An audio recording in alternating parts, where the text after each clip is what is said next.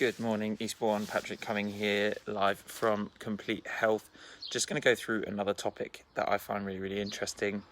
And ironically, just as I come to the end of my own morning routine, and that is what type of exercises or what exercises should I be doing, or what is the best type of exercise to do.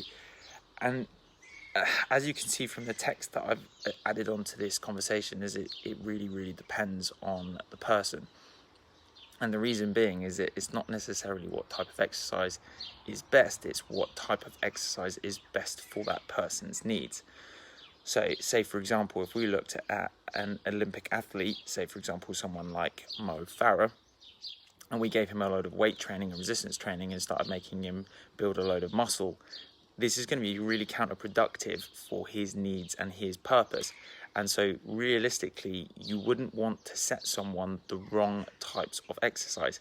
However, if we have a look in the context, we have the complete polar opposite. If we go for someone that is completely sedentary and is doing absolutely no exercise whatsoever, getting them to do anything is better than absolutely nothing. So even if you just get them to go from getting off the sofa to walking a couple of kilometers per day, you're initially going to actually change that person's physiology for the better.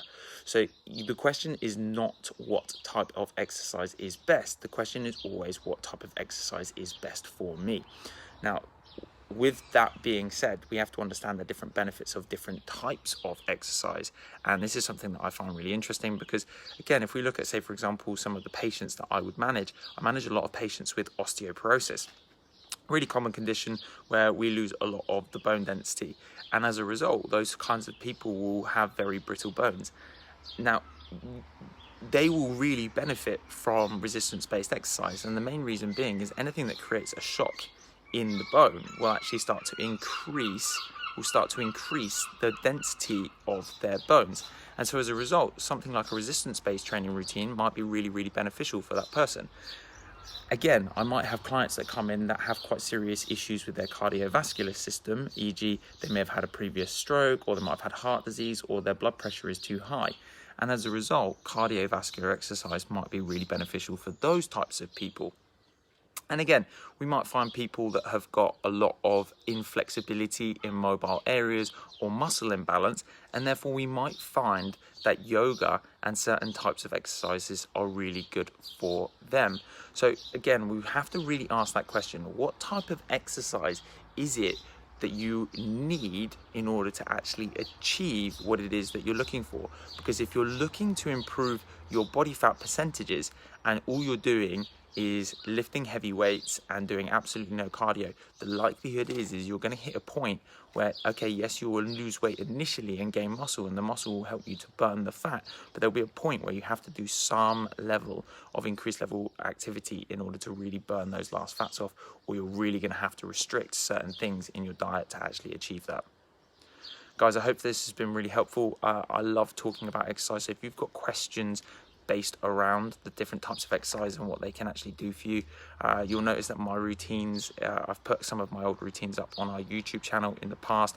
I use a combination of cardiovascular, so I like to go out and do a lot of long walks. I use a lot of resistance-based training at the moment, mainly using tubes, but I actually use a little bit of combination of coordination-based exercise with my resistance-based exercise as well. So I love swinging maces and stuff like that around, clubs, kettlebells, things like that, because it makes my exercise a little bit more interesting, but it actually also encourages me to use a lot more of the nerve endings, and actually requires for you to use something called your cerebellum, which actually helps aid with the correction of posture and muscle imbalances as well. So that can be really helpful. It also helps to engage a lot of your core activation.